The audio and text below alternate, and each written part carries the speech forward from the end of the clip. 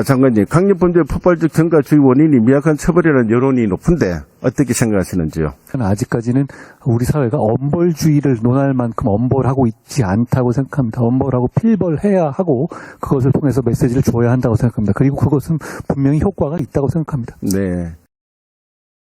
신림역, 서현역, 흥기단동, 신림동 공원 강간 사건, 살인 등 하루가 멀다 하고 흉악 강력범죄가 발생하고 있습니다. 그러나 국민들은 범죄의 잔혹함과 심신미약을 주장하는 흉악범들의 뻔뻔함에 공분하고 있고요. 처벌 강화도 요구가 잇따르고 있습니다. 우리 판결서 인터넷 열람에 따르면은 최근 1년 동안 묻지마 범행과 관련한 총 16건의 1심 판결 중 9건은 집행유예를 선고한 것으로 나타났습니다. 장관님, 강력범죄 폭발적 증가 주의 원인이 미약한 처벌이라는 여론이 높은데 어떻게 생각하시는지요?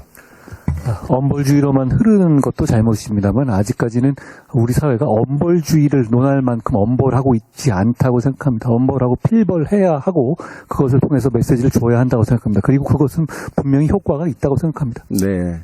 이런 분위기에 사형제도 존폐에 대한 논란도 재점화되고 있습니다.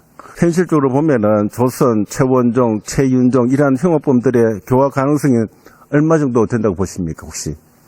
교화도 목적이지만 교화가 안 되는 사람도 분명히 있습니다. 네. 그런 사람들도 그중 하나라고 생각합니다. 네, 21년 한국갤럽 여론조사에 따르면은 국민 77.3%가 사형제를 유지해야 한다고 답을 했고요.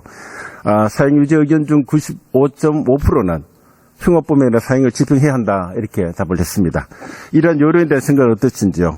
그런 여론을 잘 알고 있습니다. 여러 가지 상황을 신중하게 고려하고 있다는 말씀을 드립니다. 대한민국은 아직 사형제가 존재하고 있는 나라고요. 그리고 집행을 하지 않겠다고 선언한 적도 없습니다. 심신미약으로 감형이나 면제를 받는 사례가 발생하다 보니 면접으로 악용되는 사례도 굉장히 많다고 지금 보고 있습니다. 서현역 흉기 남동 피해자 최원종도 심신미약을 주장하고 있으며 범죄자들은 마약, 음주운전 등 모든 범죄에서 유행처럼 심신미약을 악용하고 있습니다.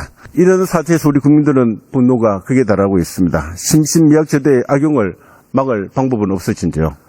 지금 우리가 음주 감경 같은 거 과거에는 많이 했는데요. 최근에는 그런 경향이 많이 없어지고 있습니다. 사실 술 먹고 그렇게 하면 더 나쁜 걸 수도 있습니다. 그게 양형인자로서 많이 반영되고 있고요. 심신미약이 법원 단계에서 불합리하게 적용되지 않도록 최선을 다하겠습니다. 살인 예고 글이 현행법상 처벌이 가능합니까?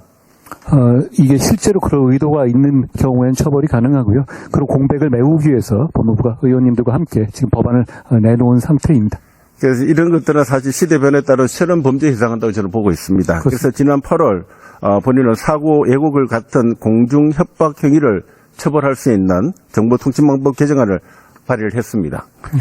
법무부도 아마 개정에 논의하는 걸로 알고 있는데 적극 검토해 주시겠습니까? 예, 다 꼭 필요하다고 생각하고 덧붙여 말씀드리면 제가 이미 말씀드린 것처럼 미성년자의 경우에 그 부모를 상대로 한 민사소송까지도 적극 청구하겠습니다. 네. 소년범 교화 시스템에 대해 말씀드리고 싶습니다. 그 조선이가 소년범인 거 알고 계시죠? 소년범 출신입니다. 네네. 14차례나 법원 소년부를 들락날락했었고요. 그리고 그 부산의 돌려차기범 있죠. 이현우. 소년원에 들어간 것만 6번입니다. 이 두 사건은 교화되지 않는 소년범이 성인 흉악범으로 된 사건으로 우리 소년범의 재범 방지와 교화의 중요성을 여실히 보여주는 장면입니다. 현재를 보면은 많은 이 소년범이 증가를 하고 있는데, 사실 부모의 역할도 굉장히 중요하다고 저는 보고 있습니다. 예. 소년범의 보호자가 특별 교육을 의무적으로 이수하는 소년법 개정안을 발의를 했었는데 필요하다고 보시는지요? 예, 그 어디까지 강제할 수 있을지에 대해 차이는 있겠습니다만 의원님이 말씀하신 법의 취지에 공감하고 법 제정 과정에 적극 동참하겠습니다. 서인유 피해자 알고 계시죠? 안타까운 일입니다. 예, 참 안타깝습니다. 문제는 병원비입니다. 예. 청구된 병원비가 10만에 1,300만 원이었고요. 최근에 3천만 원 수준에 달한 걸로 알고 있습니다. 사실은 묻지마 범죄를 당했는데 병원비마저 구하러 다닌다는 그와 같은 기막힌 상황이 발생하고 있습니다.